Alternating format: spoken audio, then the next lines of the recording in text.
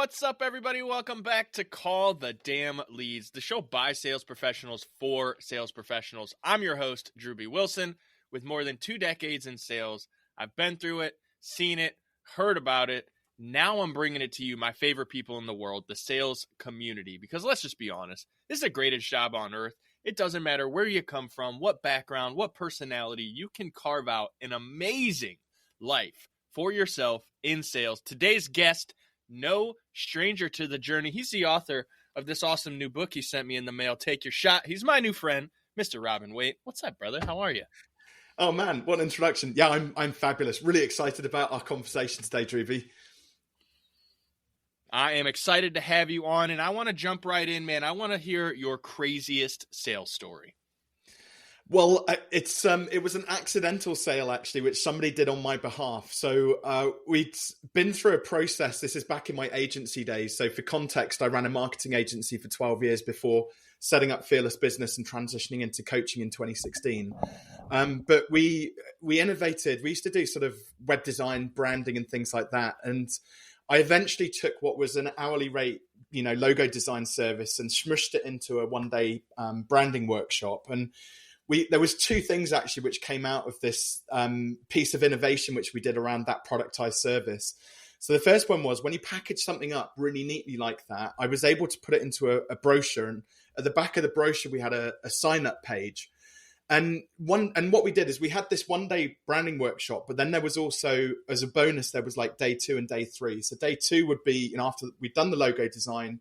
Day 2 would be anything flat and printed. We'd design that in a day. And then day 3 would then be a brochure design day. And then we had extra services, similar services, which would lead into the websites. So we had this laid out in the sales page in the back of that brochure. And one afternoon, I'd started to realize there was a pattern. People typically came back for days 2 and 3. So all I did, somebody said, how much is this thing? So I showed them the brochure, and it's in black and white. So I don't have to sell it.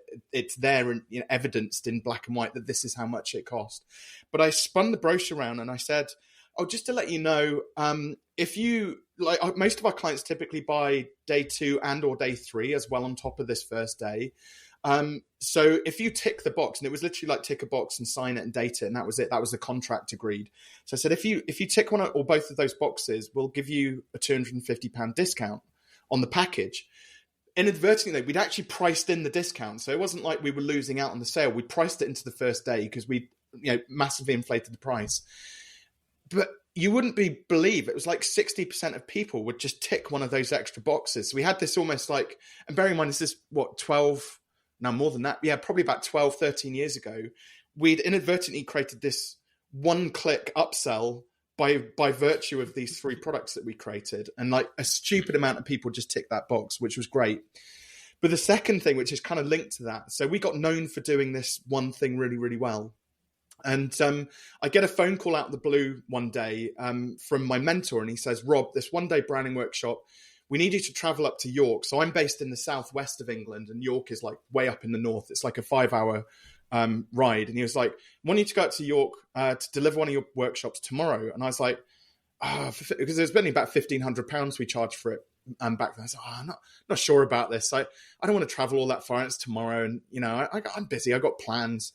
And he said, well, leave it with me. And he disappeared for 5 minutes and then gave me a call back. And he said, Robin, you're going to want to get in your car and, travel up for this. I've got you the gig. It's £18,000. So more than 10x the price. And what it transpired was that they'd wanted to put more decision makers in the room when we were running this workshop. And obviously the inconvenience of me traveling and hotels and stuff like that. I was already in the car. I'm driving up to York, almost before he got off the phone, because I was like, cool, I'm doing this. And then off we do the workshop. And before I'd finished the workshop, I had 18K in my bank account. But that same mentor, sorry, this is a bit of a long answer to the question, Drewbie, but hopefully this is good. So that same mentor was the guy who actually taught me about sales. And he shared with me a story about one of his biggest ever deals that he did. And he was also a coach as well. There's up in Merseyside, so Liverpool, there's a series of dockyards. It's where we used to do all of our shipbuilding and things like that. And Nick, my mentor, got a call to go and see the CEO of one of these docks. So like there's a U shape where they bring the boats in, they drain them down, and then off they go. But there's also lots of warehousing typically around these things. So the CEO of this company, they're only utilizing about, you know, a tenth of this site. And at the time, their revenue was about £10 million. And so Nick's essentially what they wanted to do is they wanted to utilize the entire site and turn this business into like 100 mil so that they could then exit and sell on. They wanted to do it within about 2 or 3 years. And Nick's telling me the story, right? And I'm like, okay, great.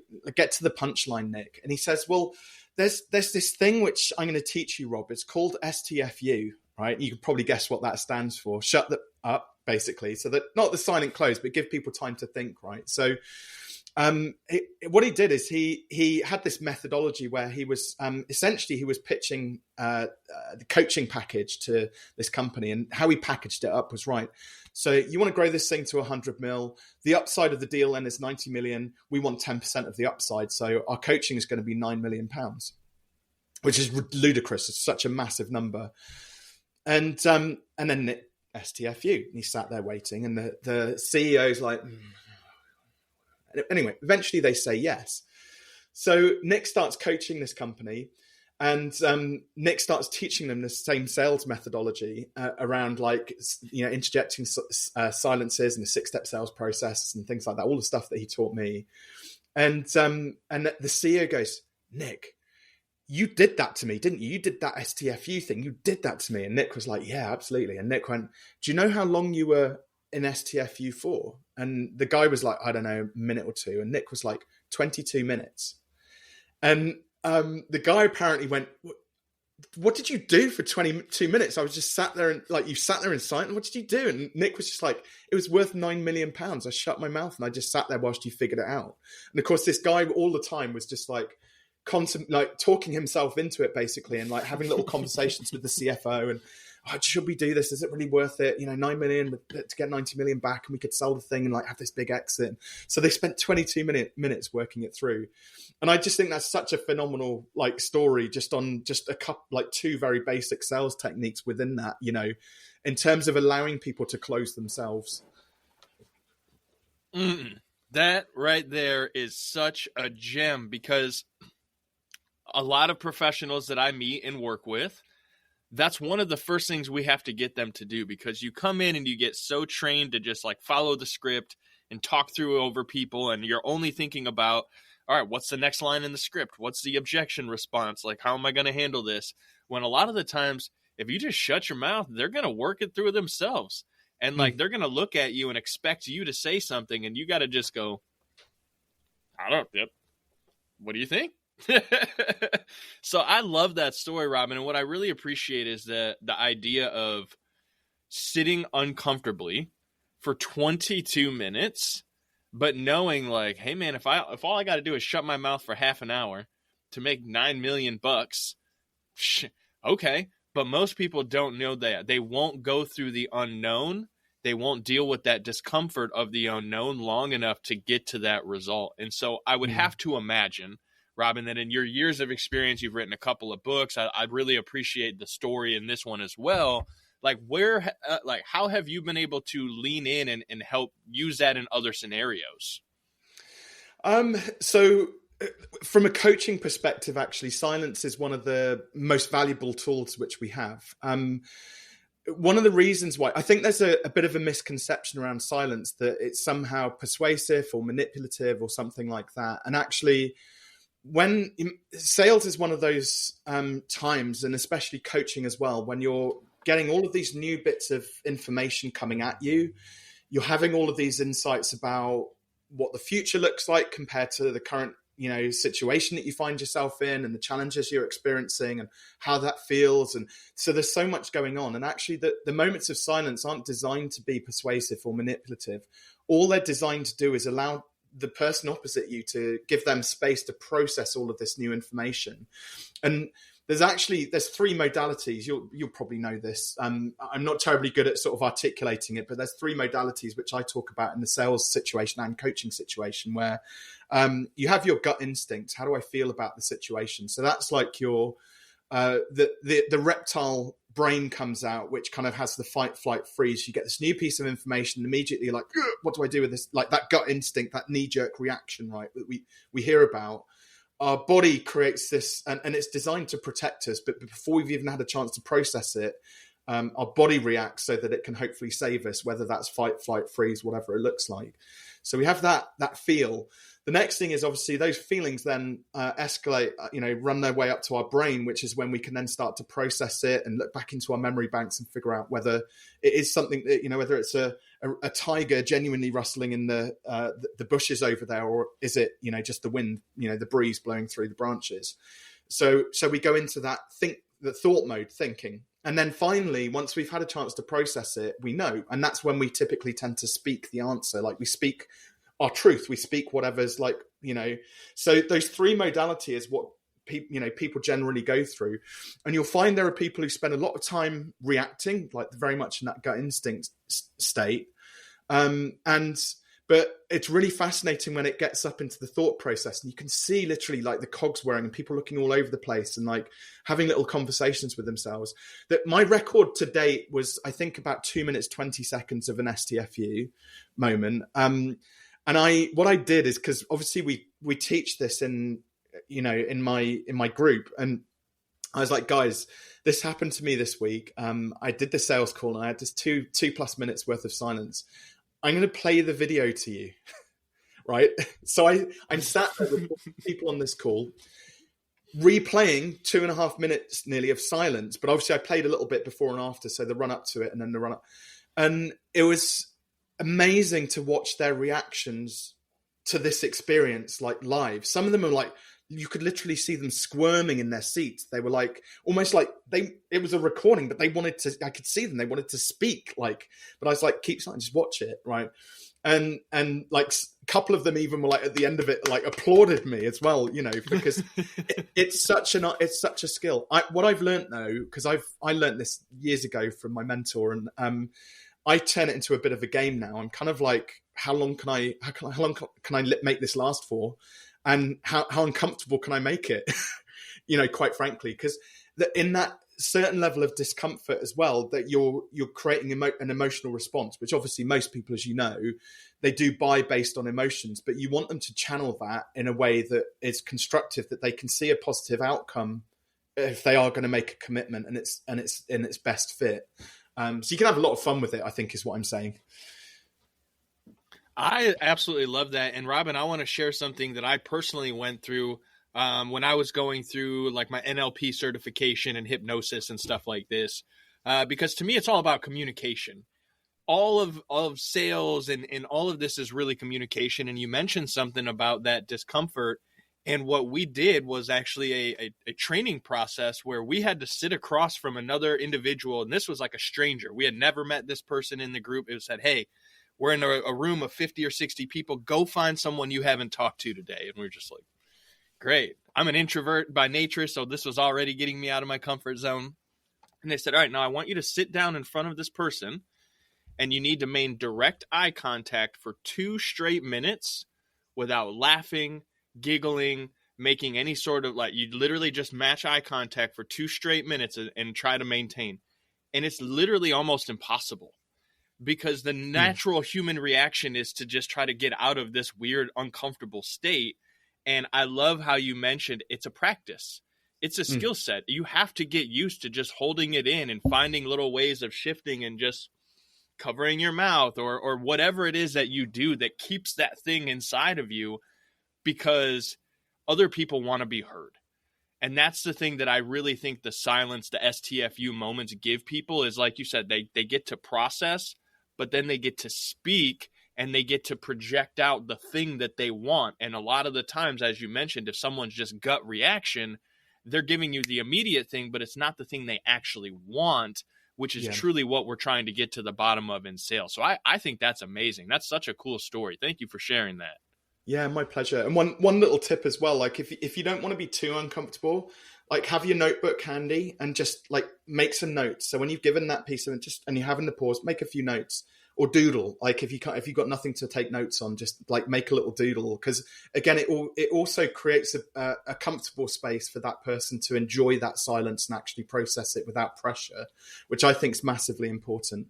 But I find it fascinating that, and it's very much a practice. It's like this is a muscle at the end of the day, and you would go to the gym if you wanted to get physically fit. So practicing these, any not just the moments of silence, but anything which you learn from a sales perspective, whether it be structuring your offer, whether it be handling those objections, whether it be discussing pricing or terms or next steps, whatever it is, you need to find yourself doing it over and over and over again, and make it like a little bit better each time. Just aim to improve one part of it by just 10%. And that's just creating that muscle memory that eventually it just becomes very automatic. You don't really think about it.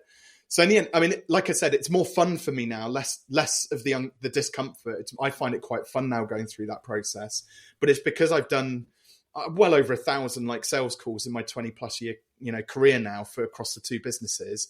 I've lost count. It's so many. And I do watch my calls back as well, right? If something didn't go well, or I wasn't sure whether what it was. Cause again, being an observer to your own sales calls it's so, what's the word? You learn so much from it, seeing, cause you're in the moment in the sales, you're in it. You're not everybody is aware of like their body language, their tonality, their pacing, what they're doing with their hands or the words that they're using or things like that. So sometimes I'll just go back and just check in. Did I miss anything that person was saying, or how was I in the moment and things like that? So I record literally every sales call which I make. Don't watch all of them back, but at least I've got the archive there that I could dip into if I wanted to.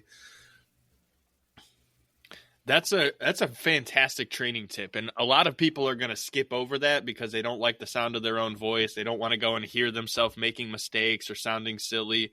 And I can promise you that in order to progress, in order to get better, these are the things that are required, and why a professional like Robin is at the level he is, where he can coach and he can teach others to go through this process because he did it himself enough times to know, I don't want to do that again. I'm going to do it this way because this is what consistently gets me the results. And so, Robin, what I would love to know from you is kind of, you've transitioned to where you've kind of built a coaching business and you had the marketing company.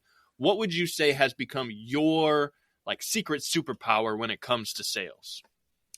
So there's two things that come before sales really, which I think are quite important. So, and it's really around the structure of the offer. I think there's so many people who try and sell stuff that they don't truly believe in. And I think you have to get, as a small business owner or any business owner really, when you set foot into a sales conversation and step through that door, you've got to 100% have faith in the product or service which you're selling. And I think people massively underestimate that. I hate to say it, there's salespeople who are really great salespeople, but they're doing it for the wrong reasons. They're doing it for the money. Okay, yeah, I guess we've all got to make some money and pay our mortgages and put food on the table and things like that. But I've seen many people really falter because they don't genuinely believe in the product that they're selling. So one of the things which we help clients with is, first of all, productizing services. That's my sweet spot. So less so like physical product-based businesses or e-commerce. It's mostly just sort of coaches, consultants, freelancers. And one thing I've noticed, it's really easy for people sort of starting out where they can sell something that's low ticket. So like a $50 an hour type service, right? But then automatically when you start to package it up, and let's say they build websites and they're, take 20 hours to build or something at $50 an hour, even getting them to say $1,000, that big package price, they're like Gollum with the ring, what's $1,000? Like they just retreat right into themselves. It's the same price. I don't know. I was about to swear then. Am I allowed to swear? But it's the same price, right? You can swear. $1,000 Yeah, it's or okay. 20 times 50, right? But it's the big number that they're most afraid of. So how we transition them into getting confidence around saying that big number confidently and believing in it is to look at not what they do, because that's the act of building the website and making it standards compliance and whatever HTML code that really most people don't care about. You've got to get them into a mindset of, well, what do they get at the end of this once we built the website? Are they going to generate qualified leads for their business? How much revenue would that generate for the business? And you've got to be comfortable being able to help somebody articulate that value. What's the result or outcome from the product? And then when you have that conversation, well, it's $1,000, but you're going to get 5K a month or 10K or 20K a month back, from the website we built from you within the first 30 days. All of a sudden people are like, oh, really? Oh my God, that's amazing. You could do that? Yeah, absolutely. We can do that. Right. So you can see the shift in the energy. It's much more about confidence and things like that. And then the second side of that is then getting into like the pricing conversation. And that might be a conversation for another day, potentially, or we can dig into it. But so now we've elevated to a point where we're selling products. So how do we make more money from that? And obviously sales is the vehicle, the mechanism that allows us then to, once we've learned to articulate our value. So, well, yesterday it might be $1,000 for that website, but actually we've now sold a couple and our confidence is a bit, buoyed. So we're feeling, right, let's see what we can do with this. So Friday rolls around and we're like, got 3 prospects that we've got calls with that day. Do you know what? If we get one of them for 5K, wouldn't that be great? So then it's like we move into like the future possibilities. We'll, 5x the price, we'll stack some extra value in. But actually, if we only get 1 out of the 3, i.e. we aim to get 2 no's, and we'll come on to that, then, we're winning, right? So imagine that we can start to get a lower conversion rate, but for more money, and be much more happy when clients say no, because we need far fewer of them. And it's a bit of people get the concept, but they're very fearful around hearing that no, right? And I actually recommend a good conversion rate for a service business is actually about 1 in 5 to 1 in 3. So, 20 to 35% roughly, right? If you've priced it right and economically you're making good levels of profitability through that and it's sustainable, you actually want to be turning away far more clients than you're actually taking on. So there's this inherent amount of failure built into a business. And like, I love the feeling when a client says no, right? I love it when they say yes, like, don't get me wrong, right? But client says yes, I'm like, yay. Client says no, I'm like, yay. It's exactly the same reaction because I know the metrics within my business and I know that I'm going to be turning away some clients. It's just part and parcel of the job. I think that's so genius. And I want to touch on something because to me, when I'm coaching my clients, prospects, anyone, what is your time worth? And as someone who's delivering a service, as you said, they're thinking, well, my time's $50 an hour. It's going to take me 20 hours. It's $1,000. Like, okay, awesome. It's $1,000. Now, on the flip side, the person who's buying that website, if they had to go and learn how to do the HTML coding, and then they had to sit and spend 20 hours to actually do all of the things with the 10 to 15 years of experience that it takes to have that skill set, what would that 20 hours not spent working on their business cost them? And my guess is it's probably going to cost them somewhere around $250 to $300 an hour to be working on the website and not working on their business. So really, sir, all I know is I'm selling you time and money at a discount because you're going to come out with this beautiful new website. You're not going to have to spend 20 hours of your life trying to figure out how to code all these images and everything in here.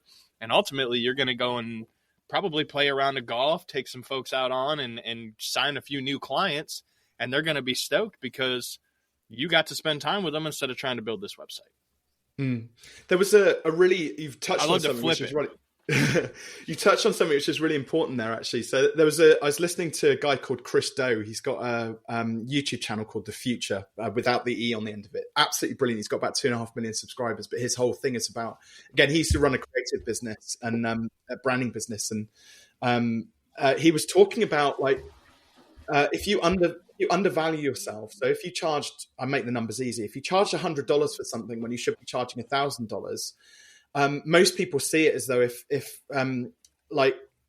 we get lots of yeses at $100, like that far outweighs like the loss of not selling $1,000 products. But how he positioned it was like every time we sell $100 product, we're actually costing our business $900. And it's like when you actually start to break it, it's like when you flip the switch like that, it like makes sense. So you're better off saying no to 10 clients at $100 to get that one at $1,000 for exactly the reasons you just said. But it's like if somebody says no at $100, you've only lost $100. No, you haven't. You've actually lost $900 because you massively undersold yourself.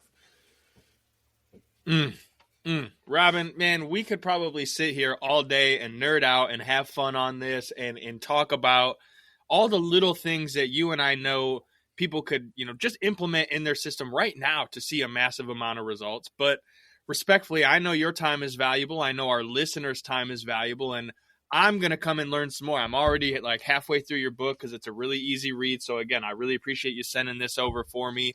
But if someone wanted to come and find you and learn more about you, check you out, kind of maybe, hop on a call and learn from you, what's the best way to find you? Yeah, so two things. So I'm growing my YouTube channel at the moment. So just head on over to YouTube and search for Robin Waite, and hopefully, Drewbie, you'll share a link in the show notes somewhere around above this or down below it in the show notes. So, and, come and subscribe, check out those videos. There'll be links in there to various resources as well. But I have got a gift as well for all of your listeners. So you've got a signed copy there, but I was going to gift signed copies to your listeners as well, if that's okay. So, and it's on me. Yes. There is an option to cover postage if you want to, but it's entirely optional. If you don't put any postage on there, I'll still send it if you add your address in. So, but those are at fearless.biz/TYS for Take Your Shot. Again, hopefully we'll share a link to that. And then I do a free diagnostic essentially where we look at sales, we look at your pricing, we look at do an offer review basically. So look at the whole structure of your business and then see whether there are any blind spots essentially. And there's never any pressure to join the Fearless crew. I hope that people just see that, we're doing great things and want to come and join the amazing community which we've got. And I do turn the screw a little bit. I do make people squirm, especially when we do sales role plays as well. Yeah, you know what? I think sales role plays is one of the most underrated training tactics in the entire industry, which makes no sense because putting in the reps, having the conversations, that is literally the best way to improve. And where I think it's so funny is in a role-playing situation, there's literally no pressure, and yet people will squirm away from it. They don't want to go through the process. And what I've learned personally is that when I'm in role-playing training, that's when you get the best objection handling because people are trying to be so rude and make it as hard as possible to sell them. And guess what?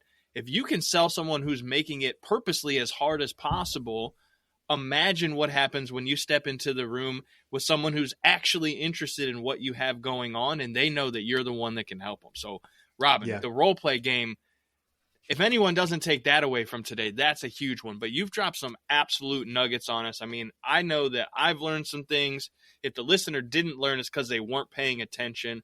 But I just want you to know how much I appreciate you being here, sharing some of your time, education, your wisdom.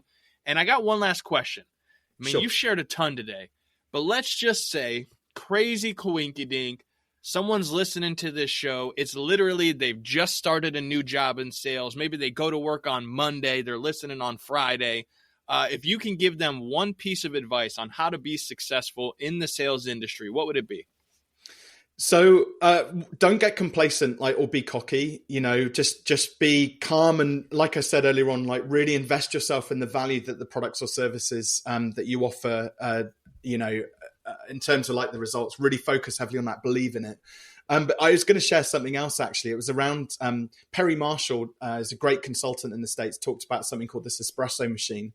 And the idea behind it is that, again, salespeople can sometimes get pigeonholed into selling specific products. Obviously, speak with the business owner first, or if it's your business, you've got free reign to do it. But he talked about this thing called the espresso machine. So imagine you walk into Starbucks and you can get your mocha in the morning. You can get a bag of beans so you can have the taste of coffee at home. But there's this beautiful espresso machine sat on the shop, and you think, actually, I want the full Starbucks experience at home. So you buy the whole lot. And actually, Starbucks used to do this years ago. And that espresso machine used to create the equivalent profit in the business of 3,000 cups of coffee, believe it or not, when you think about the service that's involved with that. Every business out there should have their equivalent of an espresso machine. It doesn't necessarily need to be built. It just needs to be kind of have a concept of it built up here, so that when the right client comes along and you've built the right level of rapport with them and you know that you can do an absolutely remarkable job, but your products currently don't necessarily cover that off, pitch the espresso machine and just see what lands. And I've seen people in my community pitch espresso machines that are 10 times the price of their highest priced item and close those deals. It's rare. It's at the other end of the bell curve, but it does happen. So, but that's just about being a bit fearless and just putting yourself out there. But you have to believe in the product you sell. That is an absolute gem. And I think that one was for me, y'all, because I have the espresso machine idea. I've tossed it around, but I'm not pitching it as much as I should. So, Robin, that one was for me, brother. Thank you so much for your time. If you listened to this show, you liked it, you got some value, make sure you go get Robin's book. Pay for the postage at least. Do the man that favor. You're going to learn so much that you're going to make a massive multiplier on this little investment that you're going to make in the time, energy, effort that you're going to put in to read his book. Make sure you follow him. Check out his YouTube channel. I'm already telling my team to get us subscribed because I want to take in more of the knowledge. But most important thing, share this episode, subscribe, stay tuned in because we're always bringing more amazing wisdom and knowledge to our favorite people in the world. That's you, the sales community. So if you've got a story you want to tell, head to callthedamnleads.com/podcast. Send us your information. Let's bring you on the show. Let's have some fun, just like me and my man, Robin. We'll see you guys on the next one. Go call the damn leads.